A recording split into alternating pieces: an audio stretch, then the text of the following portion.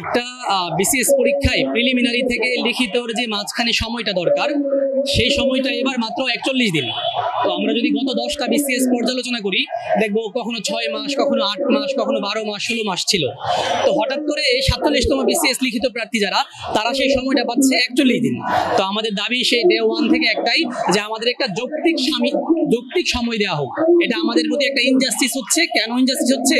এই 41 দিনে বিসিএস এর মতো একটা লিখিত সিলেবাস কখনোই শেষ করা সম্ভব না, এবং এটা একটা অতর্কিত। যদি এটা প্রথম দিন থেকে এমন হইতো, মানে যেদিন সার্কুলার হয় সেদিনই যদি বলা হইতো যে আপনাদের এত তারিখে প্রিলি, এত তারিখে রিটেন, তাইলে কি করতাম? আমরা আগে থেকেই মানসিকভাবে প্রস্তুত হইতাম এবং পড়াশোনা করতে পারতাম। তো হঠাৎ করে প্রিলিমিনারি 3 মাস আগে বলতেছে এরপরে আপনাদের লিখিত পরীক্ষা হবে। প্রিলিমিনারি 3 মাস আগে যদি কাউকে বলে আপনার লিখিত পরীক্ষা এতদিন পরে হবে, তখন সে কি প্রিলির পড়াশোনা করবে নাকি লিখিতের পড়াশোনা করবে? তো সেই জন্যই আমরা ধারাবাহিকভাবে নানান জায়গায়, পুলিশ, বিভিন্ন মন্ত্রণালয়ে, সচিব, নানান মানুষের কাছে, হেন কোনো চেষ্টা নেই আমরা করি নাই।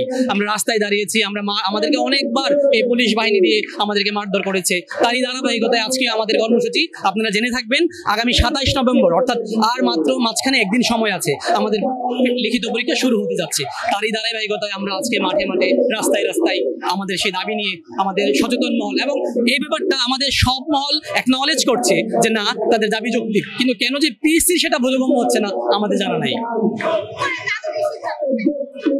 তাদের এই সিদ্ধান্ত অন্য কোনো স্বার্থ আছে কিনা, কোনো মহল জড়িত কিনা, সেই ইনভেস্টিগেশনের দায়িত্ব তো আমাদের কাছে নাই বা আমরা জানি না। তবে কোনো না কোনো স্বার্থ আছে, যেই স্বার্থ যারা হাসিল করতে চায়, কোনো না কোনো গোষ্ঠী এর সাথে মদত দিচ্ছে যেন পরীক্ষাটা খুব তাড়াতাড়ি হয়। এই যে আমরা নতুন 4-5 হাজার পরীক্ষার্থী যারা প্রথমবার প্রিলি পাস করেছি, তাদের জন্য এই 40 দিনে একটা বিসিএস সিলেবাস শেষ করা কখনোই সম্ভব না। তো আমরা তো মাঠে যাওয়ার আগে, আপনি খেলতে যাবেন আগেই জানেন ফলাফল কি, সেই খেলা তো খেলে আপনি মজা পাবেন না। তো আমাদের অবস্থা হচ্ছে এটা।